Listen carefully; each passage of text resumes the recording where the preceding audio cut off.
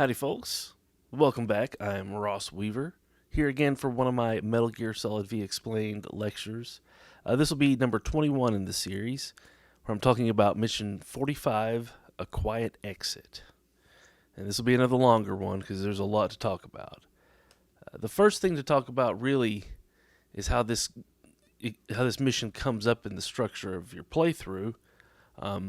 It's easy to not get this on your first time playing through the game, actually, and most of the people who play it through the first time will probably experience unlocking Mission 46 before they unlock Mission 45. So, in a way, Mission 45 and Mission 46 are kind of both endings, but and I'll get into it later. Mission 46, really, the whole hospital scenario is more of a new beginning than it is an ending. And A Quiet Exit is probably the most appropriate ending in the game for like the whole shebang.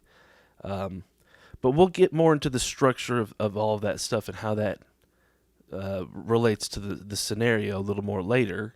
But I wanted to bring it up first to just keep in mind that even though we're talking about this as Mission 45 right after 44, there's this kind of sort of like postscript kind of nature to this whole mission. It feels almost like, and I'll just note this here, for the time period or the year in which this mission takes place, I have written down 4 X's and a question mark. I have no idea what time period or span this would have taken place in. This is one of those missions I see as kind of more symbolic than literal, but if you want to try and place this one somewhere after, when we think Pitch Dark Total Stealth happened, that could probably make the most sense. But as I'm about to get to after Mission 46, the timeline stuff starts getting wonky here at the end of the game. So I'm not going to go into it too much, but just kind of keep in mind all that stuff. Now, so as to when this is happening, we don't know, but I don't know. But as to what it relates back to, I can definitely tell you this relates back to stuff that happened in 1975. This mission and its narrative kind of wraps up the last missing parts of the 1975 mutiny kind of narrative that we've been laying out in these past lectures all this time. But we've kind of brushed over the pause stuff because I mentioned in a past lecture a lot of the feminine symbolism in this game that gets reproduced kind of gets covered up with male stuff. So this is the mission though where that is that's not really happening. So just I wanted to note a little content warning. I'm going to talk about some sensitive topics here at the beginning because it's what is depicted in the game. We're going to talk about torture and sexual assault. So if you don't like that stuff, I'll have a timestamp down in the description that you can click on, and it'll skip this part. I'm just going to talk about it here at first, and then afterwards we're going to get back to talking about the rest of the mission and what all the symbolism in it is and everything and what the references are. And I'll refer back to this stuff, but hopefully I'll only have to mention it explicitly here once when we go through it at the beginning, and then we can move on. So with that said, what's depicted here is when we show up. Well, first of all, I should say there's a series of side ops that you really do this first, or get to this mission first with. It's like another one of those where you're sent out on a side op, and then arriving at the destination, the mission itself kind of triggers. And the first time you do it, it will just be gone. And you have to raise your bond to maximum with her and do all this other story stuff, and then she'll just be gone.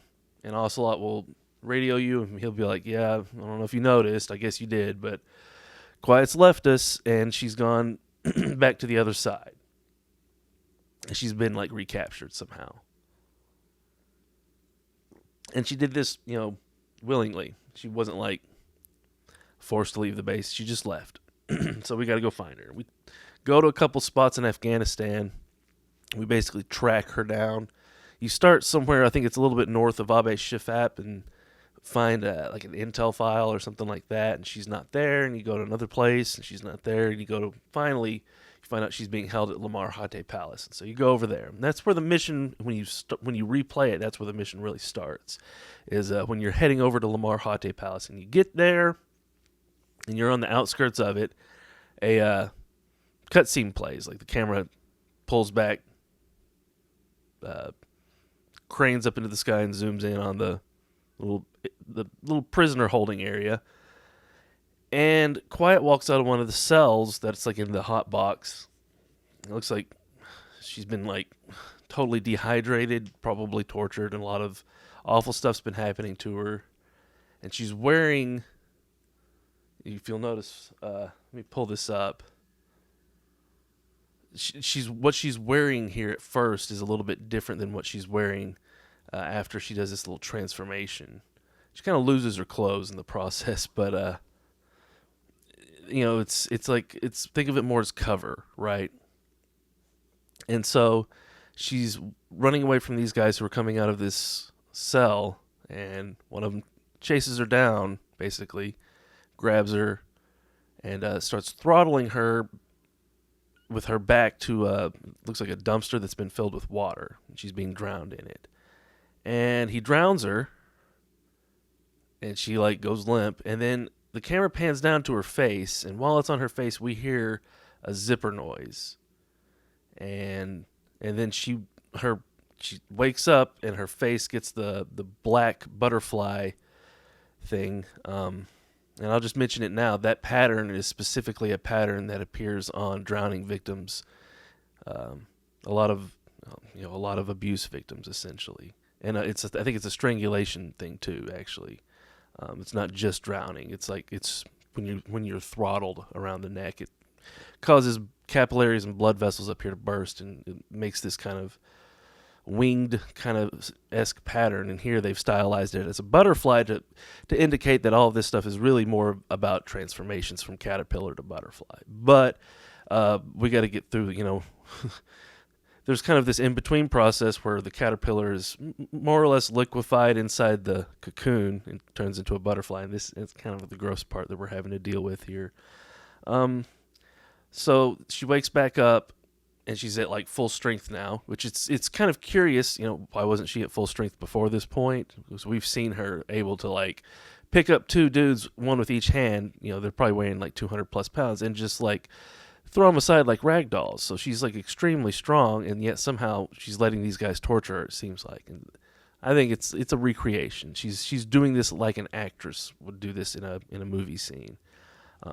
And she's doing it for the sake of Venom, I think, like Skullface was doing, like I said, to sort of act out memories that he's lost so that he can come to understand why all this stuff's happening. So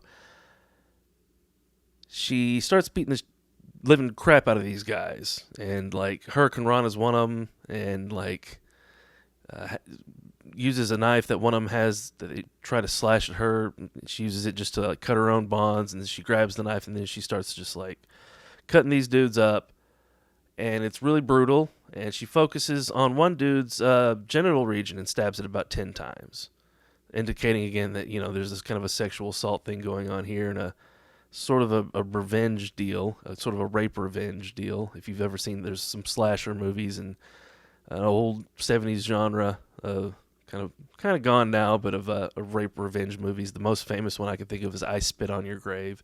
Terrible movie, but you should probably check it out just for like, cultural reasons, I guess, historical. But anyways, that's kind of the themes, going on here. And I want to mention, this is, happening at the medical platform, the burned down hospital. And there's this house here too, which comes up a little bit during the scene where she's taken the guy that she's just stabbed the heck out of his genitals, grabbed a grenade from him, and used him as a shield to walk up into this house where there's two more soldiers, presumably guys that were torturing her. And she pops the spoon on the grenade and throws the body down and throws the grenade down, and boom, blows up inside the house. So that's like another sort of like metaphor for transformation for me, like about the whole like, excuse me, how it was like a bomb that she sort of like probably willingly took herself into this situation and set it off. Maybe herself, But because of the whole Chico's paws thing, it could be like maybe Snake up in the helicopter had the detonator after she jumped out. I don't know, but it's curious because she does all this with the grenade, and then like nobody dies in the house from the grenade. They're all just kind of fine. And so, but then like she beats the crap out of him some more and does a lot of like scary teleporting stuff. And it's kind of a horror scene. How the whole thing's burning, and it finally stops when Venom shoots this water tank above the house, and it puts the fires out. Okay, so this whole little episode is essentially like a little microcosm of all the torture and all the terrible stuff that happened to Paz. And we can hear some of the stuff on the tapes as well that's been recontextualized. She was probably treated terribly by Big Boss and his people when she was being tortured. And I kind of wonder if Ocelot participated in that or not. We'll get to it. He might not have been there at first, is what I'm kind of speculating. Like, while this whole thing was happening, if he was Zadornov, he wouldn't have been here if this was happening like before the actual big event. Because his whole thing is Zadornov, well, I don't know. It kind of ended when Paz, does the Zeke thing, but like I've said before, some of the stuff we see in Peace Walker might be kind of a recontextualization, and maybe the timeline was a little bit different. Maybe Ocelot took a little bit of time to get back over to Camp Omega, where all this torture and stuff was happening. Or maybe he just wasn't involved. Maybe that was just Boss was running it. There's a few ways to look at it, but it's implied that a lot of terrible things happen. So going back to the zipper noise, I know, terrible stuff, but we got to talk about it. If you've played PT, this comes up in PT. Lisa, and Quiet is kind of like Lisa here in this situation. One of the ways she'll kill the player character in PT will be like strangling them, break their neck. The camera stays in the player's character's eyes perspective even while they're like dead on the ground. And during this death animation, Lisa will grab the player character's body and kind of move it a little bit. And you hear these noises. And then one of the noises you distinctly hear is like a belt and a zipper, like the pants being undone. And then it sounds one of the most gross sound effects in that game. It sounds like Lisa is using her teeth to, Lorena Bobbitt him, essentially. Hideo's got a tweet about farewell sausage, I think kind of relates to this.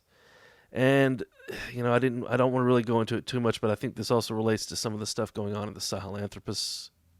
Not in the Sahelanthropus fight, but back in the original, the 84 fight against Giant Chico. Yeah. But it comes up here because the whole attack against male sex organs is happening in PT, and it's kind of happening here. So all of this indicates, that these male sex organs were probably used as a weapon against her, and that's probably why she's, going after him. It's a little on the nose, I guess you could say, but there's more to it than that as well. In PT, after that whole scenario that I just described happens, the player character wakes back up in the room you started in, and in the corner is a paper bag with some kind of black something at the bottom of it that's maybe kind of looks like blood.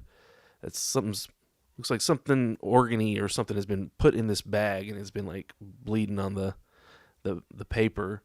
And I think there's also a bunch of bugs around it when you wake up. And then the bag talks. It's a talking bag. And I think it may be like the player character just had their member removed and put in the bag, and the bag is talking to them now. And the reason I think that doesn't come out of nowhere, there is a reference in a piece of anime that ties all this together in Trigun. If you've ever seen Trigun, you'll probably know instantly what I'm talking about. The episode with Legato in the city with the bag and the hot dogs. In the episode, so Vash the Stampede is our hero of Trigun, and he's kind of a legendary outlaw who's really a big softy, but is a great like pistolier marksman and all this stuff. He's got these kind of like supernatural, crazy bad dudes out to get him, and there's these. Well, it's not really important, but he's in this city at this one point, just kind of after a bunch of other stuff has happened, and this guy shows up who's like his new arch nemesis, and his name is Legato Blue Summers. Legato Blue Summers has taken Vash's, I think it's his left arm, because Vash's left arm is mechanical and was lost in the past. So Vash has a mechanical arm that's got like a gun hidden in it and some other cool stuff. His actual arm is being worn by Legato Blue Summers. And Legato can like use Vash's arm to do spooky stuff, and Legato also himself is sort of like psychic, semi-psychic. He can kind of like hijack people's bodies and make them do stuff. Like he makes a whole saloon full of bad guys who are challenging him pull their pistols out and shoot themselves in the head. Reminiscent of how Liquid Ocelot acts in Metal Gear Solid 4. I mean, like it's Legato. I had a Twitter post a while back. It's just like Legato Summers is Liquid Ocelot. It's kind of the same thing. But so Legato in this one episode where he first kind of shows his face to Vash, they're having a little psychic conversation on two sides of this fountain. And Vash has been sitting here talking to this girl, and then he gets up and walks to the other side of the fountain, and then he like freezes and goes like cold because Legato is now sitting in the spot where he just was, and Legato's talking to this girl. Legato's sitting here, and he's got this bag, this paper bag full of hot dogs, and he's just pulling hot dogs out and just downing them one at a time. And he gives one to this little girl, and he taunts Vash with this vision of him crushing the girl's head, but he didn't actually do that. He just like sent the vision to Vash. So Vash turns around, and his hands are like out like this. It's like Legato's twisted. And I think this relates back to, how twisted Big Boss's whole shtick was. And so after that little scare episode ends, Legato just says, we're gonna says some kind of ultimatum or something to Vash. I don't remember. It's not super important, but he leaves the bag there. Then he walks off, and then just after he walks off, this woman comes out of a house nearby. I think it's the cobbler's house, like a shoemaker's house, and the woman is like petrified, and she says that her husband's been murdered. He's been killed or something. Like he's been I've watched is a dubbed. I'm sorry, it's a English subtitled version of it. So I don't know the accuracy of the subtitles, but she says essentially that her husband's dead, but her language also indicates that he's not totally dead. Like he's sitting there just staring at stuff and he won't move. So it's like he's dead but not dead. There's this kind of weird thing going on. It's kind of implied that his soul was taken from him or something like that. But then Vash looks in the bag, and what he sees horrifies him. But the show never actually shows us what's in the bag. We don't really see it. So what was taken from this cobbler and put in the bag that scared Vash? Well, he's been eating hot dogs, so maybe that's where the whole wiener in a bag reference comes from. And that's maybe why Quiet is so focused on smashing these guys' male sex organs, because they've been used as a weapon against her, and they won't prosper, essentially that way. And with that said, I think that's going to be the end of that explicit talk there. Hopefully we can kind of move on from it here. So why is this happening here now the way it is? Like, why does Quiet leave the base at all? That's a good question. Well, I think if you think about the formula sort of who all was with Venom, Snake, the big boss at Outer Heaven in 1995, there was no Quiet essentially on his team. I think the only person that really could be that could be like Quiet in disguise during that whole operation in 95 is probably Diane. So if she's Diane, that indicates she's on the American side. She's on the other side. And that big boss, Venom Snake here, goes on the Soviet side, so to speak, when he's doing this whole... Because he's on the big boss side, right? So she's on the other side in 95. And then at Zanzibar Land in 95, I think she's... known as Gustava in the one translation. And I think that's why she's like there undercover and all that stuff, and why she's secretly a really good soldier. And I think that's why Gray Fox is probably tricked into shooting her with the missile on the bridge. It's kind of like a flip flop of the whole thing, where it's like instead of Volgan getting shot on the bridge, it's her. Instead of whoever else shot it, which it may have been the Joy, I don't know, but it's instead of that, it's Gray Fox, and Madnar's kind of tricking him into it. So yeah, it seems like Quiet's leaving here in Quiet Exit because it's like she can't be on our side by the time the game ends.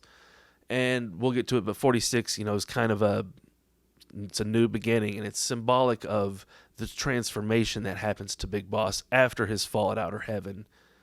And it goes both for Solidus and Zanzibar Land too. Both big bosses. So we can assume that a Quiet Exit is like, if you've had her on, if you've made the choice to have her on your base up to this point, well, she's got to leave now. You don't have a choice here, because it's really finally it's up to her, and we'll get back to that. Her choice is kind of important here. So I also want to note, she let herself get captured here, and that's something that you could say she lets herself get captured when we take her in, because we know that she could probably just disappear and just run away if she wanted to after we defeat her. She gives us the choice to bring her in or shoot her. And so I think here she's letting herself get captured and taken to Lamar Khaate Palace. That's exactly the same as us letting us capture her in Mission 11 and taking her to the medical platform, which is symbolically Lamar Khaate with the cell there. So the same thing's kind of going on.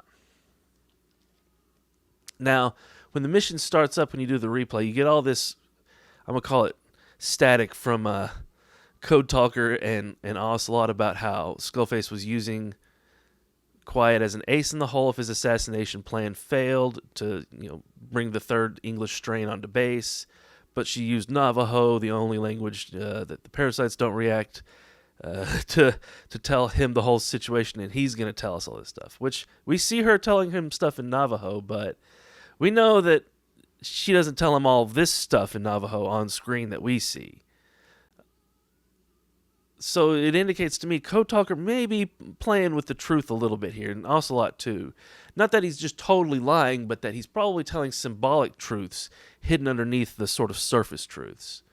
And so her choice to not speak is probably more related to her choice to sort of put down all of that emotional stuff that she brought with her from all this mutiny, instead of letting it spill out into other people, which is kind of what happened to Venom and to Chico.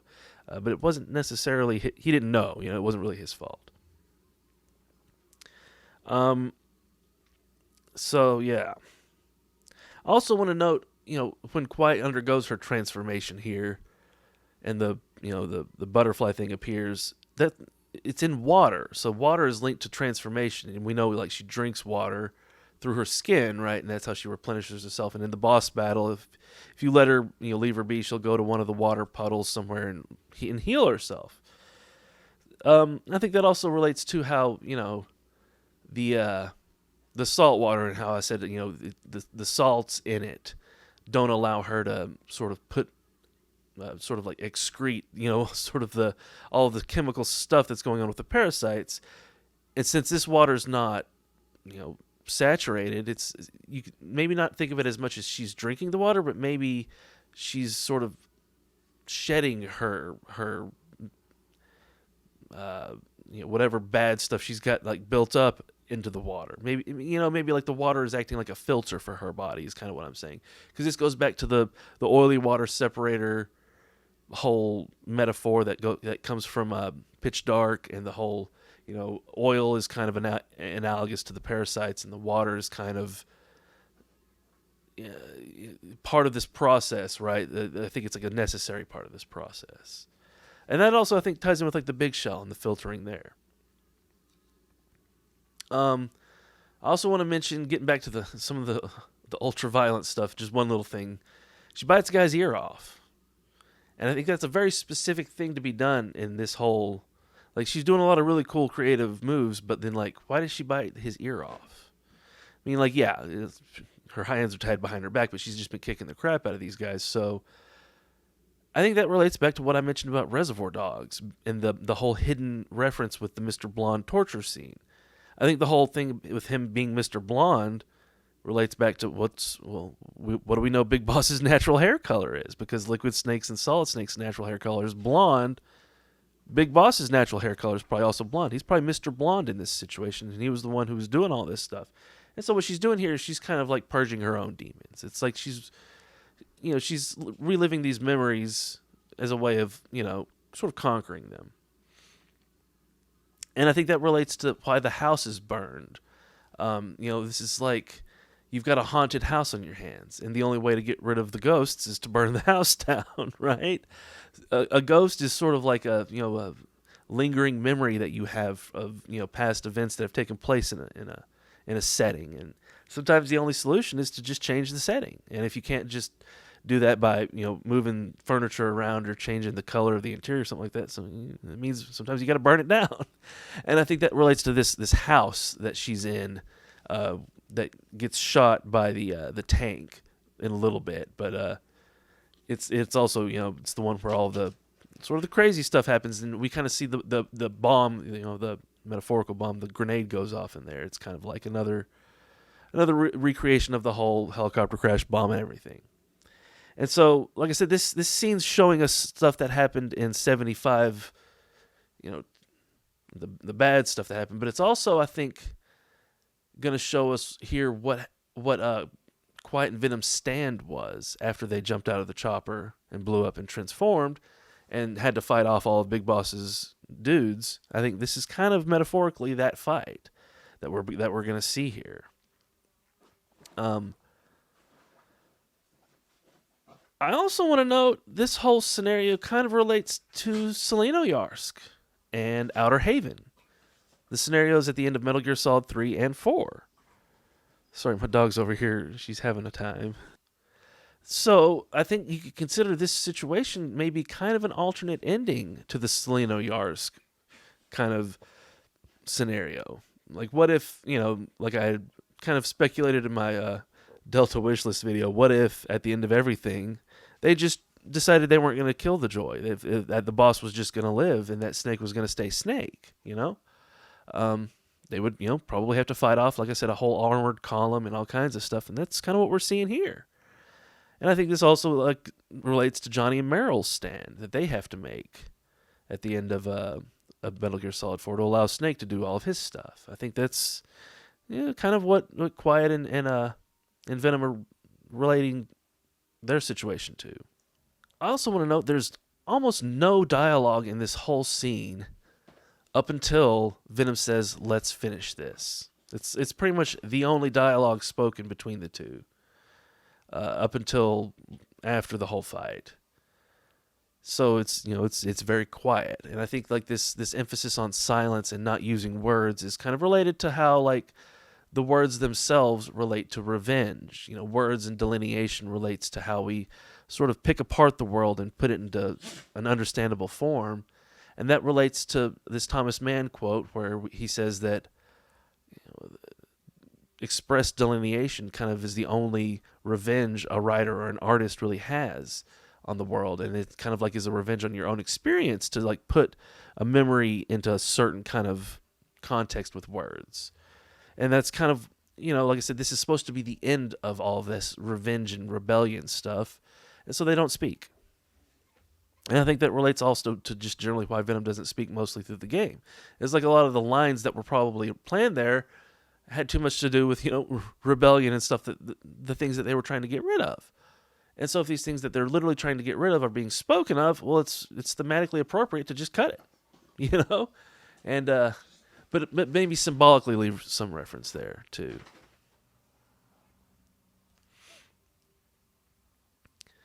So let's talk about the mission tasks. I'm sitting here watching my video of it. One of them is you've got to Fulton all of the tanks and armored vehicles. There's 7 tanks and 7 armored vehicles, 14 total. And I think, not blowing them up is kind of like relating to silence, actually. And how I've talked about how the three tanks kind of were used as the sort of symbolic way of speaking of the three parasite strains. And so you could think of like all of these tanks as sort of like, other language strains that could get out there if we speak, but like you've got to destroy them either with fire or by, capturing them essentially. But it's better to like, not blow them up, right? Because revenge and all that cycles of violence. It's better to draw down a conflict with your actions than it is to inflame a conflict with your actions. And so that's what I think is kind of going on here. And just related to the mission tasks, I don't know if it's a mission task actually or not, but you got to shoot down a helicopter here. And so again, another helicopter crash coming up means this is related to the whole Ground Zero's helicopter crash. And again, I think this is just, it's like another way of looking at what Quiet and Venom had to do probably after the bomb went off and they transformed and they fought off all of Big Boss's forces there while Zero and Snake up in the helicopter could get away.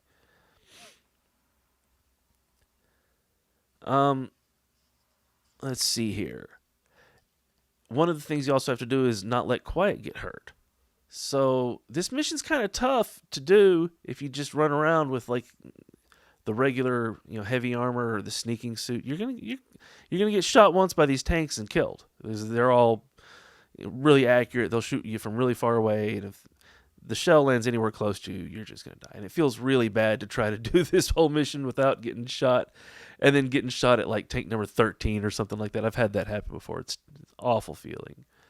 So it's another one of those missions where you're kind of like urged into using the parasite armor.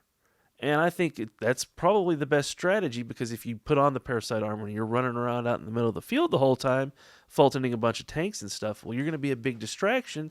Nothing's going to be shooting at Quiet. The only way Quiet usually gets in trouble in this mission is if you're not actually out there grabbing enough of the enemy's attention, and she's got it all.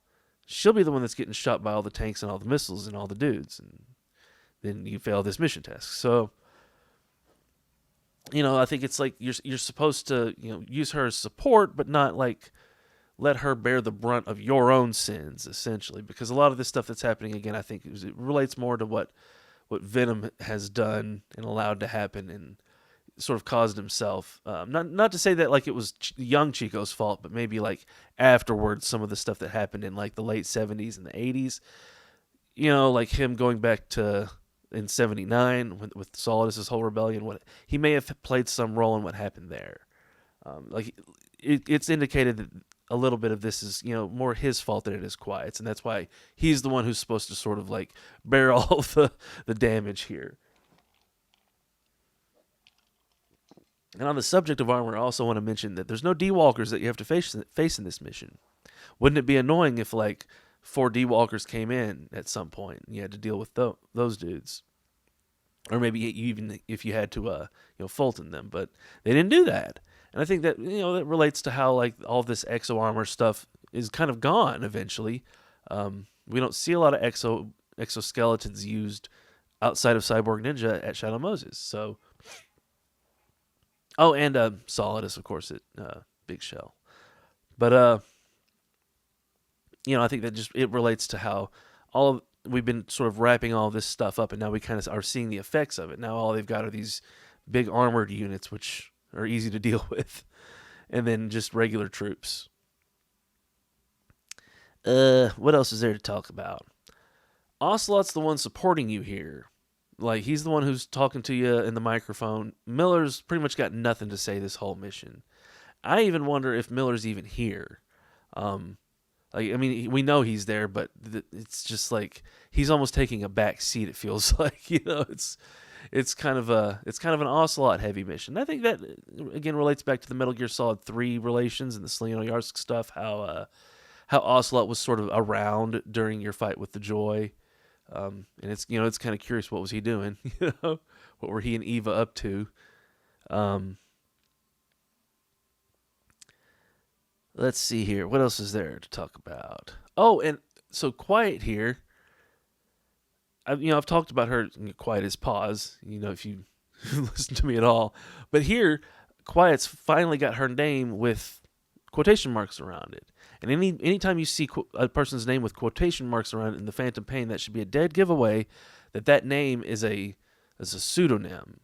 It's not their real name. It's a name that they are using, but it's not the name that they were really given. So she is a sniper, but Quiet's not really your name, you know? I think that's kind of an obvious hint. And the other obvious hint you get comes at the very end of the mission, skipping ahead. Whenever Code Talker comes up, there's this, post-mission kind of blue screen debriefing. Code Talker tells us that he got the results of her scans back, and talks about how all of her organs were removed. When did that happen? That never happened to Quiet. That happened to Pause. So I think it's just like the game's kind of just expecting you to get it, that Quiet is Pause, and it's not going to tell you directly, but it's going to pretty much spell it out for you in as plain as terms as it can. Having her organs removed and all the X-rays and all this stuff relates to what all happened with Pause and the bomb.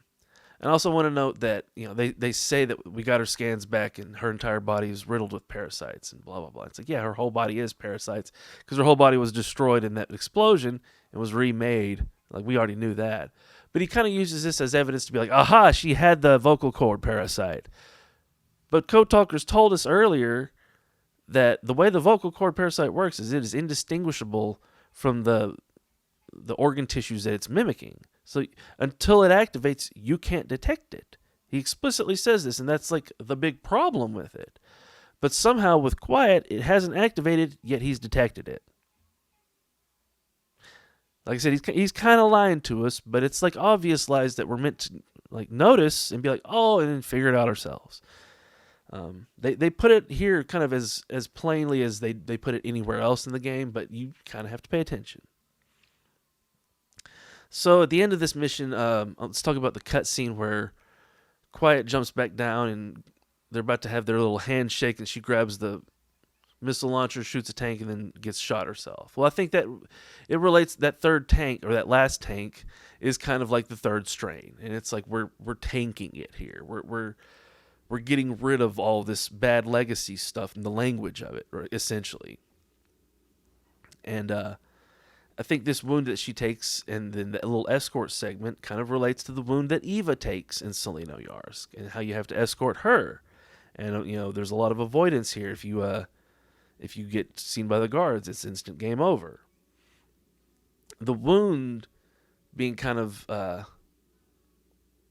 like symbolic of the burden they bear, it kind of also, I think, relates to the wounds that Meryl and Johnny get at the Outer Haven stand. They both, if you paid close attention, Meryl sprains her leg before you even get into the room with her. Johnny comes in later, gets shot in the leg. I think has a shot, or is already shot in his leg or something like that, but then gets shot in his ankle later. Like they receive each other's wounds. They come in with different wounds, but while they're there, they receive each other's wounds, and then more wounds, and they both of them will receive a wound if one of them gets it, essentially. So there's a whole parallelism and mirroring thing going on between them. Johnny is Meryl in the same way that Quiet is Chico, essentially, is kind of way, if you ask me. And if you haven't seen all my other stuff, it's only Meryl in 4. Meryl in Metal Gear Solid 1 is somebody totally different. That's Eva. Meryl in Metal Gear Solid 4 is the woman as Sniper Wolf in Metal Gear Solid 1. So they do kind of a little switcheroo with the Meryl identity. But I think that whole idea of them being kind of mirrors each other, or anti-versions of each other, relates to how Venom has what's its cure is an anti-venom. And so like there's kind of this Venom anti-venom, literally Chico and anti-Chico kind of thing going on with Quiet. Johnny and the anti-Johnny, because Meryl is kind of the anti-Johnny, right, in that game. And so that's kind of what's going on here is the Venom itself is kind of the poison of this rebellion. And like I said, of all the language of all of this mutiny and everything.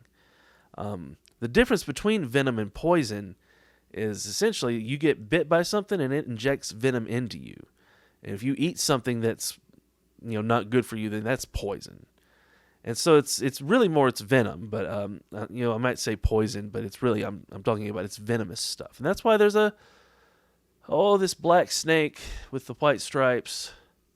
I tried to look up what specific kind of snake this is, and I couldn't decide on it because y'all I'm not a taxonomist, but as far as I can tell, it's there's a few venomous types of snakes that match this, and so the snake itself is probably it being black and white relates to just a whole lot of things. The white snake relates to Joy's scar and what it transforms into at the end of Metal Gear Solid 3. It kind of relates to the Joy's choice to leave Snake, possibly, back before Seleno Yarsk happened and all that. Maybe this whole scenario with the Quiet Exit, maybe this happened with the Joy and Naked Snake way back in when. But this is all kind of like some context also for what happened after the crash in '75. Shows us that the two of them escaped capture for a little bit, but then he was probably left behind. Maybe his wounds were too bad. He was full of venom, right?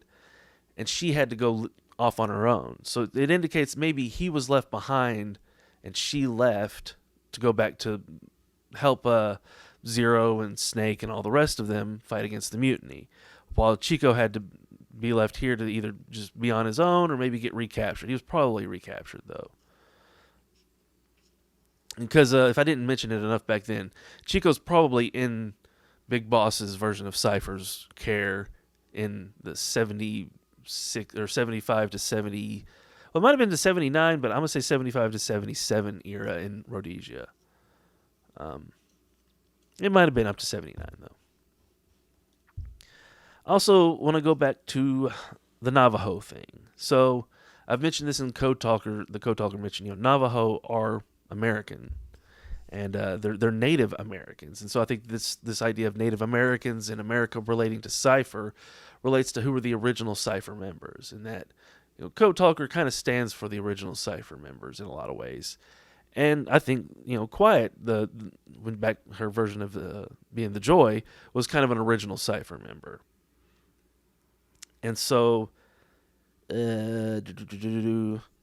I think that's why she speaks Navajo, essentially. That's why it's the only language to which the parasites don't react, because it's like they're sort of, it's like their own little chosen universal language amongst themselves, because they've used America as their symbolic way of representing their new culture. The Navajo specifically might have been chosen for reasons of, the Code Talker stuff in the World War II context and all of that, and even just going back to Navajo being, usually like say brave warriors,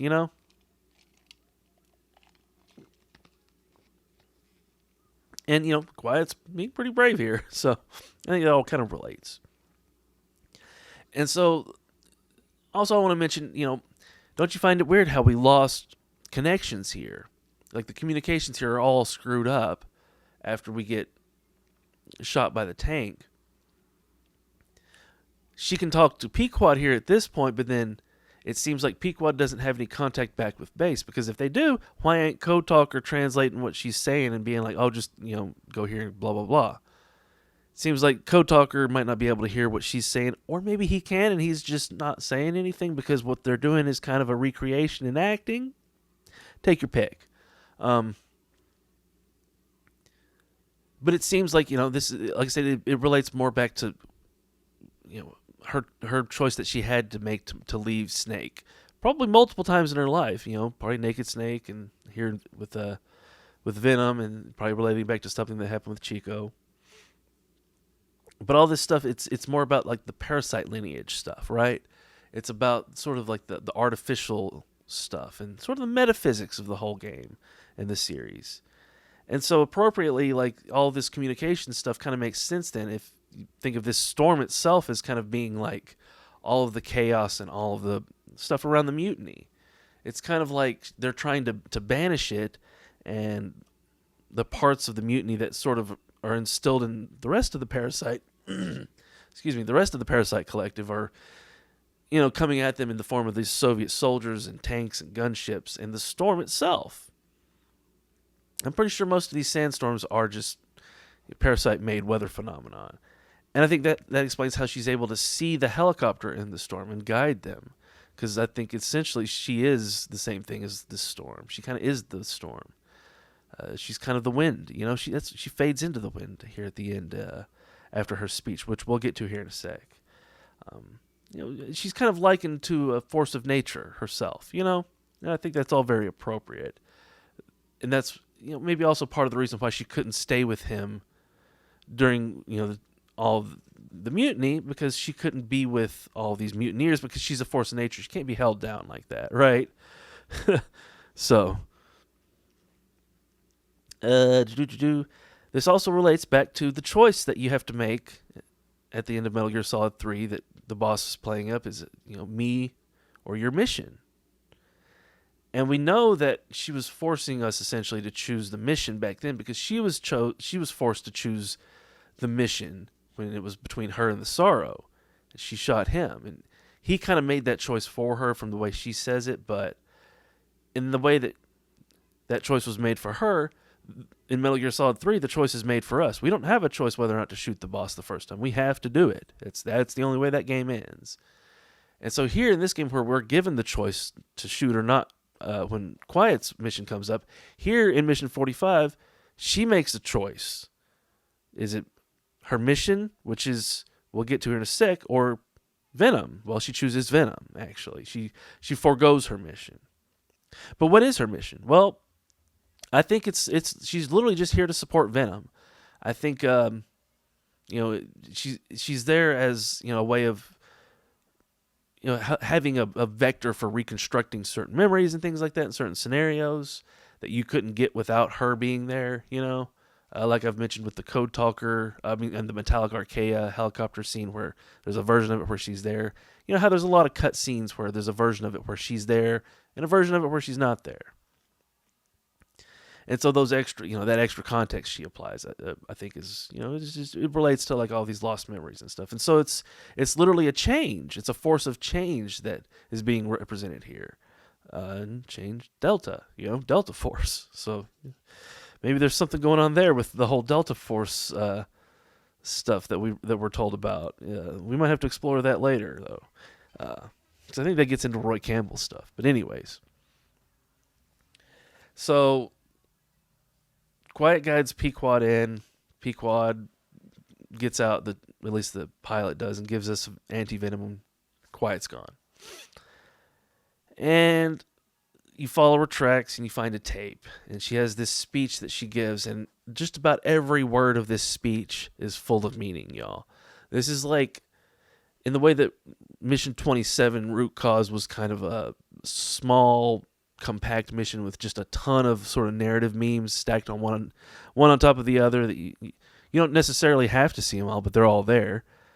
In that way, this speech is packed full of just narrative memes that we've been building up this whole game. So let me go through it here, line by line, make sure I don't miss anything. The first thing she says is that she did not choose to be quiet. Now, I think that relates to, talking about the torture and all the stuff that was forced on her in the beginning, that I talked about at the beginning of the video, but also how the whole mutiny was not something she chose. It was something that was kind of forced upon them. They wouldn't have chosen this path if they had a say in it, but it was somebody else who chose this path. And so I think that's what that first line really relates to. But it also relates to, like, Quiet is her character. It's her form. It's the silence. All of that stuff is stuff that she doesn't really choose. It's stuff that's kind of forced on her because the scenario kind of calls for it. And that's kind of her mission, is to be quiet. And, it's a little chauvinistic. It's a little male-dominated, right? Who would choose that? Well, she does, because there's good reasons, which we're about to get to. She wanted to express her feelings. And then she says, if only we shared a common tongue. So that's particularly strange because she's speaking English right now, and maybe she was referring to Navajo, but like she could speak English the whole time. The common tongue that she's talking about is like their memories. It's like the language of all this stuff. He's literally lost his memories. Venom has at this point, and so he doesn't remember all of this stuff that they've gone through since 75 to 84. It's just a blank gap for him, like it is for all of us. We kind of have to fill it in ourselves, that's why this whole lecture series exists. Why I'm doing it all is to fill in that gap, and that's kind of what Quiet's chosen to do here, because she knows the only way to do it is not to just she can't just tell him this stuff, because like I said, like if Skullface or Quiet just told us this stuff, we'd be like, well, that's BS. We could easily hand wave it away. But her actions have a lot of meaning, and so by acting it all out, we were kind of forced to approach the truth of what all she's doing and why she's doing it.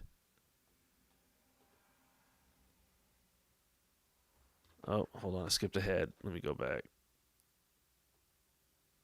Yeah, the only language left to her was revenge, essentially. Vengeance was what drove me to them, right? And this the only language being left to her. Again, this is all saying that she hasn't really chosen this path. This is the result of other people's choices, and she was only left with a few options for doing what was right, essentially what needed to be done. This whole idea of express delineation and sort of like picking through your memories and like putting words to them is kind of a revenge on your own past. Like in the way how you can take a bad experience that you remember and just think of it in the right context in a new way, and maybe it won't seem so bad the next time you think about it. It's the way how memories and experience are kind of subjective, and feelings and all that are kind of fluid. And then she talks about how, the words we shared that were no language at all. And, I think that relates to how all of their actions here together and what they're doing is what matters the most. It's not really what they're saying that matters. The voice lines literally kind of aren't that important. It's the actions that these characters are taking in the game that you're supposed to really analyze, I think, is kind of the message here. And so this idea, going beyond words, it's like that you can't express some of this stuff. So that's why she chose the language of gratitude and went back to silence. She was just happy to have this experience, essentially, and she didn't want to ruin it with words and being too, artificial about it, essentially. And you don't want to overthink a thing, right? If it's a good thing, you don't look a gift horse in the mouth, so to speak, right? And so, her being the absence of words kind of relates to how she's kind of all action and no talk during this whole game. She's kind of a badass, and she's kind of the second unsung hero of this whole narrative in the Phantom Pain. But her whole narrative, like we said, it's kind of given a back seat because of everything else that's going on. It's not really her choice, and you kind of have to take it upon yourself to go put all these meanings in there yourself. And so with that said, I'll just say go back to her song and understand that is why she's humming. What is noise? What is a sound? What is a sound that has meaning, and what is a sound that's just noise, right? What is what differentiates noise from language? What makes a hum better than a word in a spot for a lyric, right? Well, you go listen to the lyrics of that song and maybe you can figure it out. And keep in mind, with the context while you're listening to the lyrics of that song, that Quiet is Chico. So these aren't just Quiet's words. These are probably also Venom's own words, really Chico's words, to the player and, kind of to the world. But go back and check it out. It's really good stuff. I don't want to go over that too much here.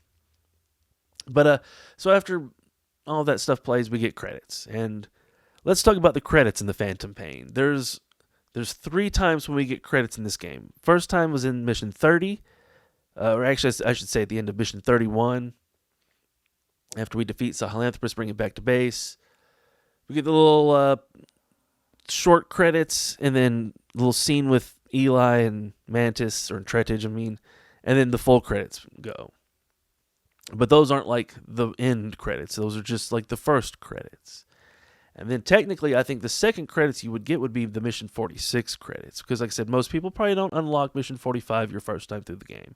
You have to do the same stuff to unlock 45 that you do to unlock 46, except for 45 has a few more extra things, like getting max bond with Quiet.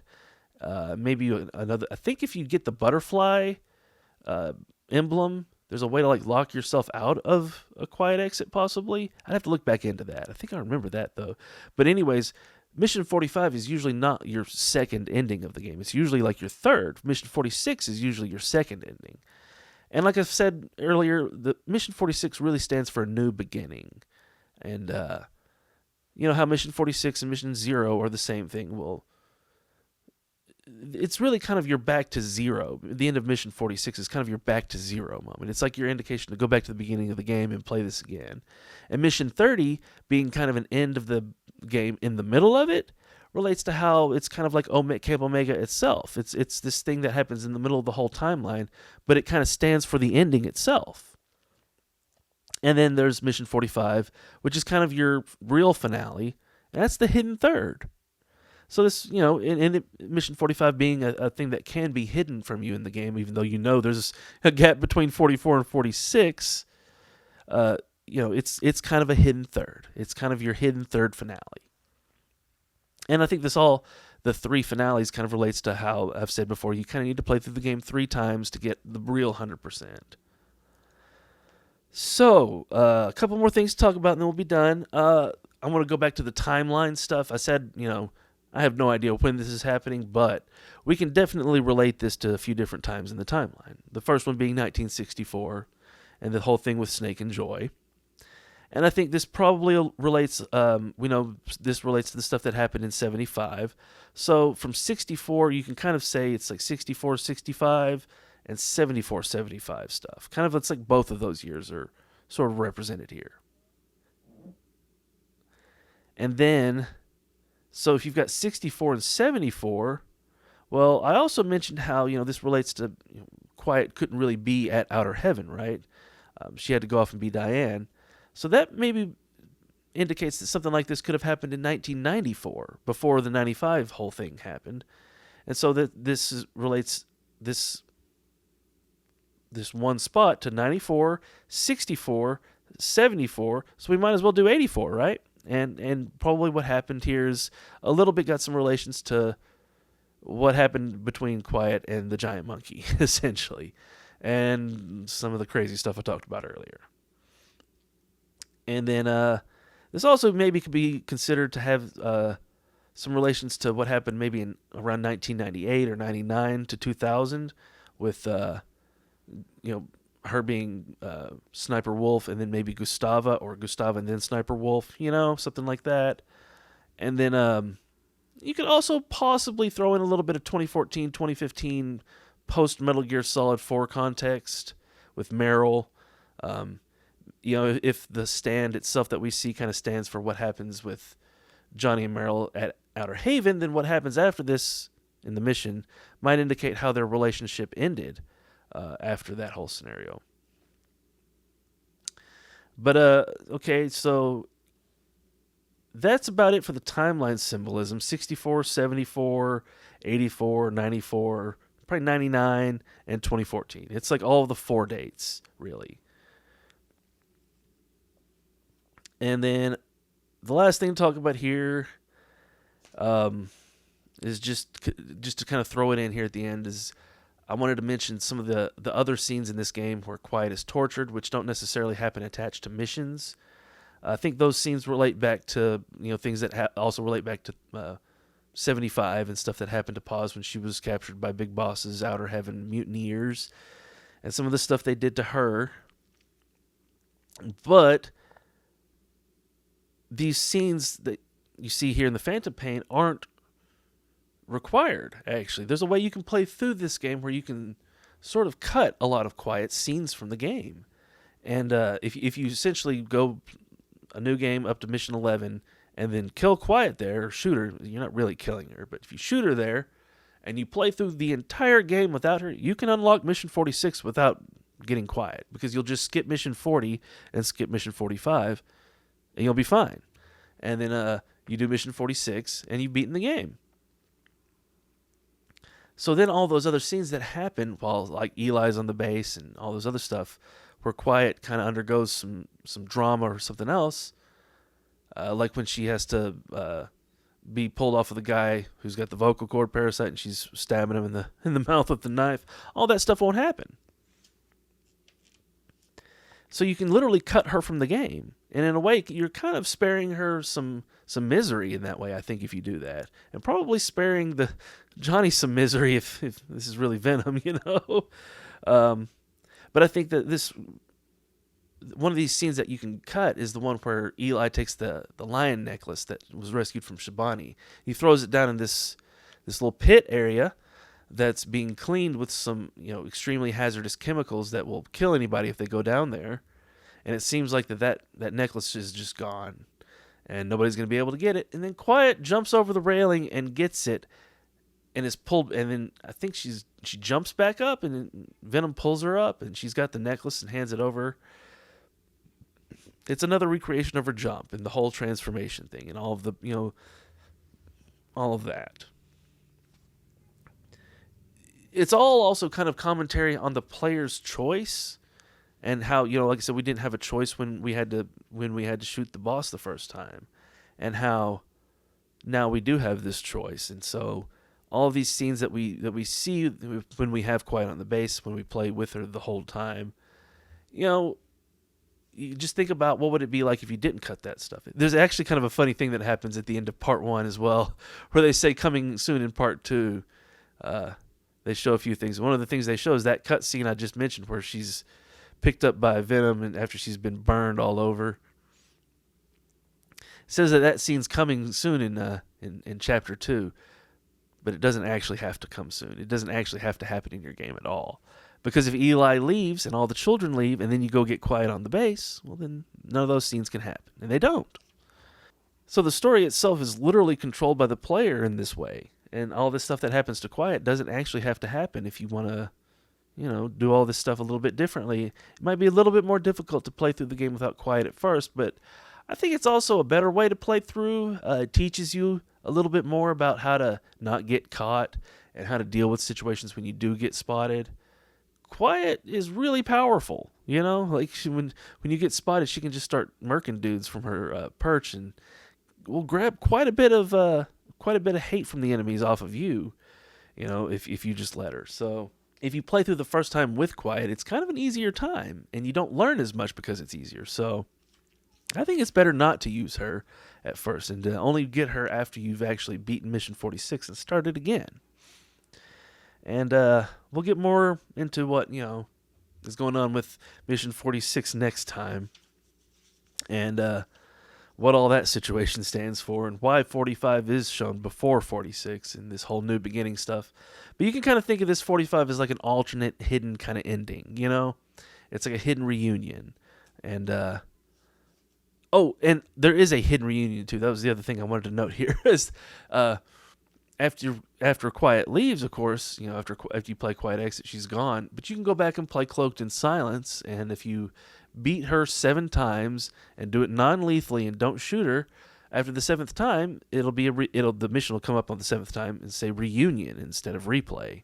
And if you do that one more time, win the whole thing, she's back on your base again finally, and you can play with her some more. Which is something Konami added after the game was released, and people say, oh, Kojima didn't intend that, and blah, blah, blah, and decry it, but these people don't know what Kojima's intentions really were. They're just blustering because they hate Konami. This was probably the plan all along. And the whole, Kojima leaves before Quiet can be brought back, it's probably got some narrative relations to, how maybe the two of them can't be around each other. Maybe there's some kind of, bad blood past history back from when she was the Joy and he was Zero.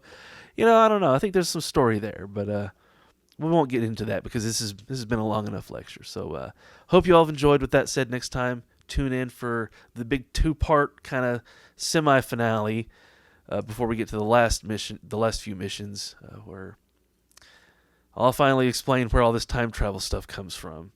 If you've been wondering where that's going to come up, just wait for it. We're getting there. But for now, I hope you've enjoyed. Y'all have a good one. Peace.